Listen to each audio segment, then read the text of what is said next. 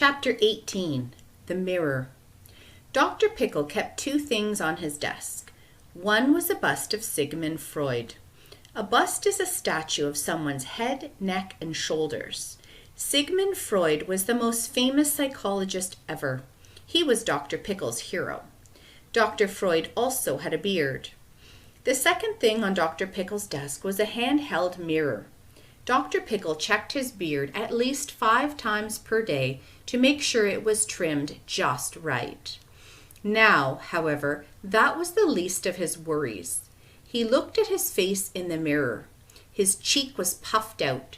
His tongue was sticking out. One eye was closed. One eyebrow was raised. He looked like a big doofus. He gently swung his pickle stone between his face and the mirror.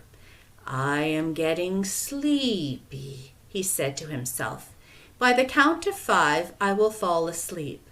1, 2, thruple-dub." His head plopped down on his desk. This would normally be the time when Dr. Pickle would tell his patient what she was supposed to do when she woke up. But he was his own patient, and both patient and doctor were sleeping. Some time later, a car horn blared. It sounded like there was an angry driver right behind him. Dr. Pickle woke up. He had no idea how long he'd been sleeping. It took him a moment to remember who he was, where he was, and why he had tried to hypnotize himself.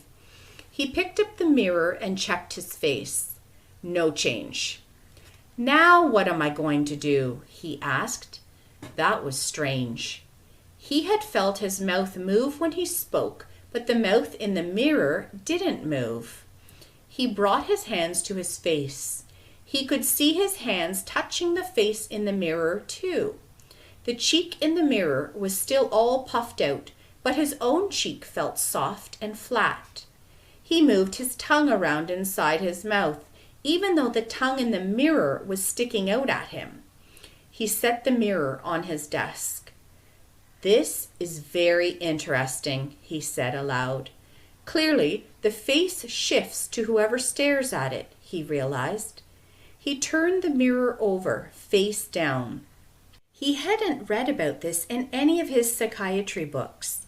He slowly raised the mirror, caught a glimpse of the hideous face that was still there, then quickly lowered it back down on his desk. This discovery would make him famous. He picked up the bust of Sigmund Freud. "Even more famous than you," he said to it. But would all that fame be worth it?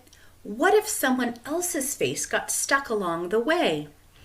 "What would you do?" he asked Dr. Freud. "There is a reason it is called a bust. It was made of bronze and felt heavy in his hand." He flipped the mirror over and slammed Sigmund Freud down on top of it. The face shattered.